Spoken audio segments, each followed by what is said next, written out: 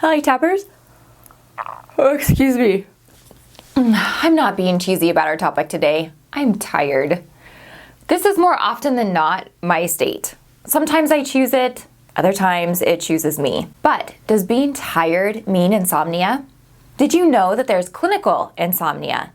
And what about the daunting sounding tag of comorbidity insomnia? Ugh, sounds deadly. Is insomnia serious? In a word, yes. First, let's define what insomnia is. Basically, it's when you aren't getting enough sleep. Amanda, how do you know when you're getting enough sleep? Pretty much by how you feel when you wake up and if you are sleepy throughout the day. The amount of sleep that you need can fluctuate, not just from person to person, but also depending on what you are going through in your life. Your body may need periods of more sleep and may be good on less sleep at different times. How you feel is the best barometer. If you have a clear reason for your sleep disruption and it only lasts a few nights to a few weeks, well, that's considered temporary or acute and normal to occur when you have a disruption in your everyday environment. And that can range anywhere from a traumatic event to getting a new mattress. When you feel like you haven't gotten enough sleep for over 3 months, well, now it's considered chronic or clinical insomnia. And with what we know about the importance of sleep, it's also considered a serious issue.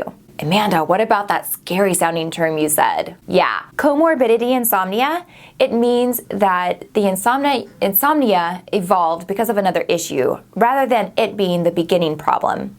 A few examples would be if you're feeling too anxious to sleep. So first you had anxiety and then that caused insomnia. Or you're depressed and you're avoiding sleep.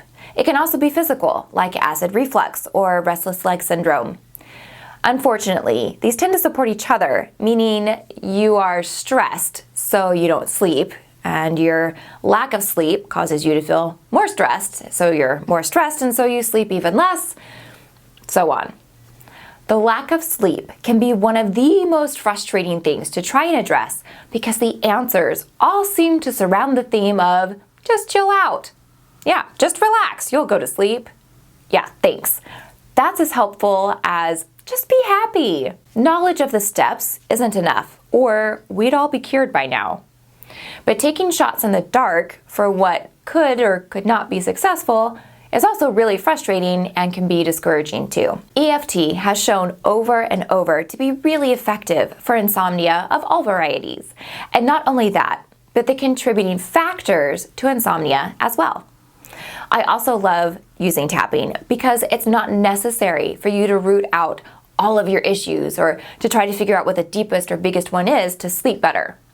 Your sleeping schedule is likely a broad mess with a lot of contributing factors that I will compare to a forest fire. When there is a forest fire, firefighters don't sit back and say, but is this the beginning point that's causing all of this to spread? I mean, let's hang back and figure out ground zero before we engage. No, it spreads, and each point that lights up has now become its own little point of engagement, and putting any of it out will be helpful and illuminating to what the issue is on how it's growing. So don't worry about what came first, what issue is biggest, or even, gee, is it falling asleep, staying asleep, waking up too early, or not letting myself sleep when I'm ready? That's my main problem. Just pick somewhere and tap. So you can use the bubble graph method that we've done a few times in other videos. I've also previously done a tapping meditation for sleep, and that's in my playlist, but I will also list it here for you. And if you want to really deep dive into things, Dawson has a really rich insomnia program that's packed with years of his clinical findings with insomnia, and he gives you what works and what works really fast. If you are in a place to make some serious progress in your quality of sleep, this program gives you everything you need to get that sleep, and it asks for a commitment from you of less than 15 minutes a day. The link is here. Too little sleep adds blankets of stress to anything else you have going on, Tappers, and it can really blow out your perspective of what you're facing or your ability to overcome it. In times like now, that's a dangerous line to weaken. So let's talk about this. This video was really general.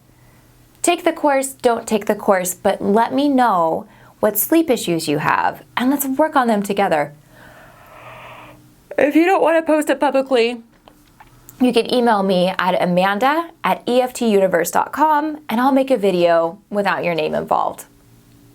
As much as too little sleep adds on immense stress, having enough sleep can dramatically make you feel immensely empowered in every life aspect. Let's get us all there. Take care, Tappers, and I'll see you soon. I'm gonna go take a nap.